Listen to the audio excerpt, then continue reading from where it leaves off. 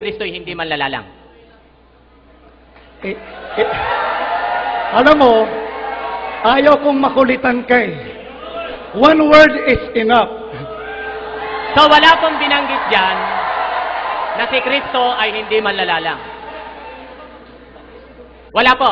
Siguro, kung meron ka mang mabanggit dyan, kung meron ka mang mabasa dyan sa aklat ninyo, sabihin mo sa akin kung saan banda. Okay, so hindi binanggit. Kasi ganito yan eh. Kanina, Malakias 2:10. Okay na po. Okay na po. Ayaw mo na tuloy. Okay na. Sige. Kadyo, Sige. Oh. pinapatunayan mo kanina na iisang Diyos. Tama po. Matagal na pinatunayan namin yan. Talagang yun ang ama. Diyan po ba sa aming daladala yung doktrina ng 27 fundamental belief?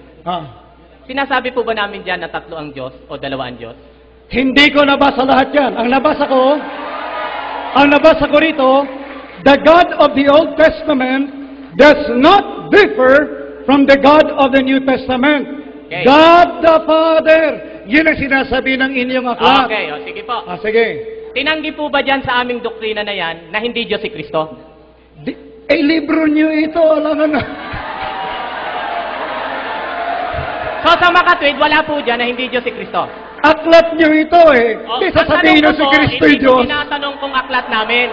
Oh. Ang tanong ko po, kung binanggit po ba dyan Obvious yun. na hindi Diyos si Kristo? Obvious yun na kumo ito ay aklat ninyo, sasabihin nyo rito, si Kristo ay Diyos din. So, Obvious yun. Kaya lang, so lumalabas po na hindi kumampi sa iyong pagpapatotoo yung aming libro.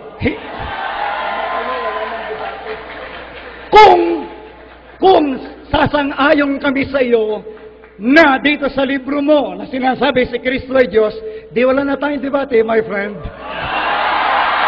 So, Yun nga eh. Kaya tayo may debate, dahil ang sabi mo, si Kristo tunay na Diyos. Sabi naman ng isang libro mo, the God of the Old Testament, yun din ang Diyos ng New Testament, yun ang Ama. Ano yan? uulitin ko po. Ayan o. Kasi hindi nyo tinutuloy, didiretso nyo lang ha. Kasi meron kaming section dyan na doktrina, God the Son. About the Son. Bahala ka na ron. Kung gusto nyo. Problema mo na yan. Kita nyo ha? So ibig sabihin, yung librong ginamit mo, hindi kumakampi sa yung gustong patunayan.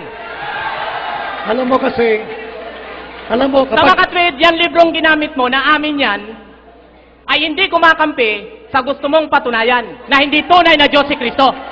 Ito sagot. Ito sagot.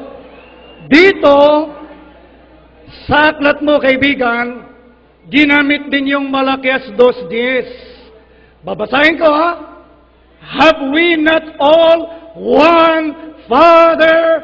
Has not one God created us? Ayan! Okay. Ito po uli ang tanong.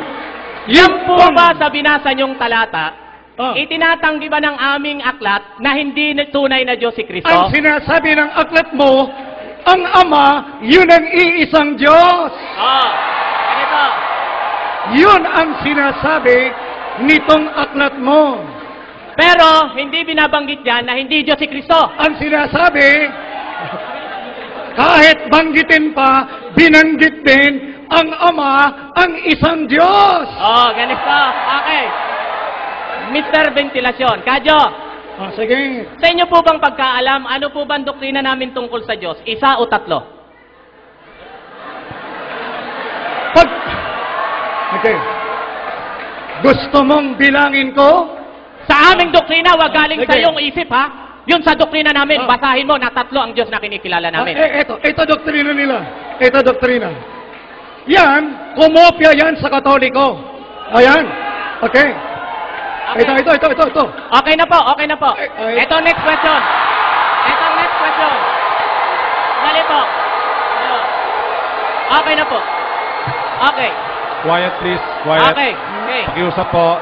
Hindi pa nga ako Kadyo, sinabi mo, kumopya kami sa Katoliko. Hindi pa Saan sa librong yan sinabi na kinopya namin ang doktrina tungkol sa kadyusan? Sa Katoliko! Sige. Ano tanong? Magbibilang na ako, ha? Magbibilang na ako. Hindi ko kayo pinagbibilang. Ang tanong ko maliwanag.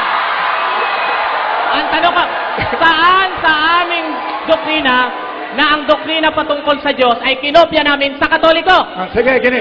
Ito sagot ko. Ang doktrina ninyo, yung Ama ay Diyos. Di ba totoo yan? Di ba totoo yan? Yung doktrina ninyo, ang Ama ay isang Diyos. Di ba totoo yan? Tama po. Ayun! Dali, ako nagtatanong. Sa mga tuwid, Yun pag lang. sinabing... Mr. Ventilasyon, Kadyo. Tanong ko nga po ulit.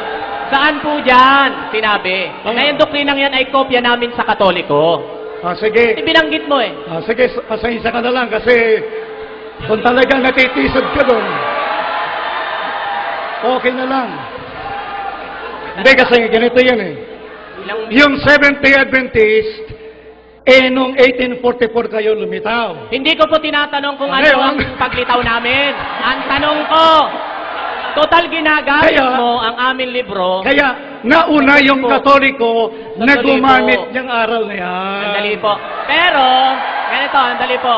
Pero, wala kang mababasa dyan na kinopya namin yan sa Katoliko. Walang mabasa. Kaso, Galing lang sa'yo yun, yung salitang yun. Pero, halata na ng audience yan. Di galing lang sa'yo yun. Sir Ventilasyon, ulitin ko po, Kadyo. Sa mga Wala talaga yon sa aming libro. Sige na. Aminin niyo po kung nandyan o wala. Wala po talaga yon. Sige na nga, bahala ka na. Wala. Pero, hindi pa ko tapos magbilang. Gusto mo Okay na po. Okay. Itutuloy ko yung pagbilang? Mamaya po. Mamaya. Tatayo niyo. Okay. Kita mo, masayang-masaya yung mga kaibigan natin. Okay po. Sige. Kadyo, inyo pong article ito, ano po? What Jesus? Ako gumawa ng article? Kayong gumawa nito, di ba? Anong issue? June. June ano? 2006. Wala pong nakaano rito. Ano pamagat ng article? Was Jesus claiming to be one and the same as God? Ayun, 8:58 yan. Hindi po, John 10:30. Sige. Sige. Okay po. Quiet please, wala pong boo please. At least sa mga nandyan po. may chance ako na ipaliwanag ng husto sa yung artikulo na yan. Sige, tanong. So kasi, nagkaroon po kayo ng diagram dito tungkol sa salitang one. Yung masculine, yung feminine, at neuter. Tama yun. Tama po. Di ba po basic sa isang nag-aral ng Greek na may breathing mark para malaman niya kung paano niya babasahin ang isang Greek word? Ganito. Yung greeting marks na sinasabi mo, Andali po. Tinatanong ko lang po kung basic o hindi. ganito. Yung paglalagay ng breathing marks, depende yan doon sa publisher ng libro. Hindi ko po tinatanong yung publisher. Kadyo, kayo po ang tinatanong ko kasi kayo nagsulat nito, hindi yung publisher. Tama. Okay? Ngayon, may mga Greek New Testament na hindi na ginagamit yung breathing marks.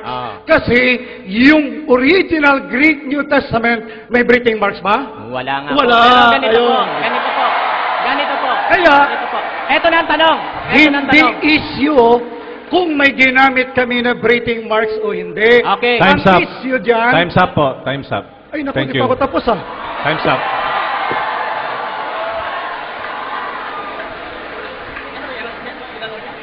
may breathing marks daw. Ano kinalaman? Second stamp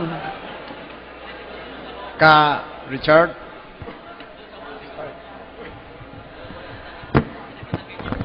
Mga kaibigan, sa ikalawa ko pong pagtayo, nais ko po muling ulitin na patuloy pong nakatayo ang tema ko na si Kristo'y tunay na Diyos.